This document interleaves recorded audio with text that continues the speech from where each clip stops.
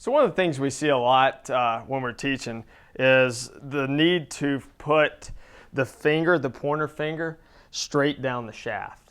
And I think a lot of golfers feel that putting that pointer finger down the shaft gives them some type of control over the putter or stability.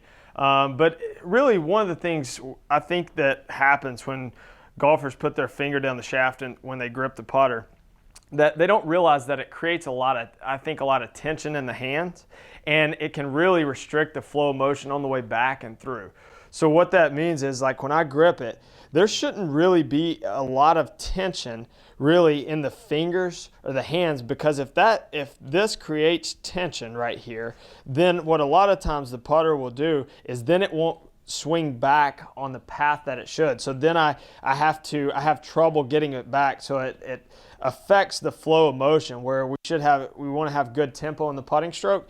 Having that finger down the shaft can make the backstroke harder. Then when we come through, we either have to get the hands more active or it causes us to hold it off. So one of the most common things that golfers have is they feel like that they're flipping their wrist. Well, if the backstroke needs to set up the follow through, and if we create too much tension in the hands and the grip, then it's gonna restrict that flow of motion. So one of the common things that I have golfers do is just to feel, it doesn't have to be perfectly tucked. So if you're looking at me, if we go from here and we create a lot of tension, now I'm sure there's some golfers out there that putt very well like this, but for the most of them, if they create too much pressure, too much grip pressure, and too much tension in their hands, then what we'll do is allow that pointer finger to more or less wrap around the shaft so that the putter can swing back very fluid and very natural.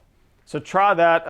If you're having trouble getting the putter started back and you're wanting to gain a little bit more control and you already put the finger down the shaft, then try just putting your finger more wrapped underneath the grip, and maybe it'll reduce some of the tension.